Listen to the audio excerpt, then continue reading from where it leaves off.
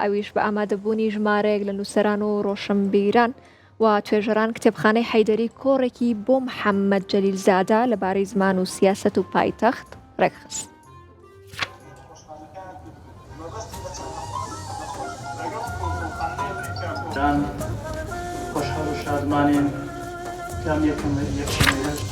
زمان شناسنامەیە، شناسنامەی میلەتە، نەک شناسنامەی میلەتە، کرۆمۆسۆمی میلەتە، خەڵقت دەکا باشە ئەتوو کە زمانت بە جۆرەکدا تاشی یا بزانە کرۆمۆسۆمت بۆ کاینەکی زیندوو دروست کرد. ئەجا دێنە سەر مەسەڵەی پایتەختەوە هەروەکو ئێستا باسم کرد کە تۆ گوتت من پایتەختی ڕۆشن بیریم ئەو معنای چییە؟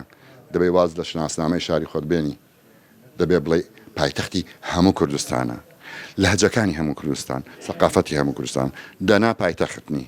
هەولێریش هەماشە ئێستا هەولێر بڵێ وەڵام من پایتەختم دەی ئەوی هەولێریە ئەوی هەولێری هەستە با بارکە لێرە مەنسەبی نادەمێ حکم نەکا پێت باشە؟ معقولە؟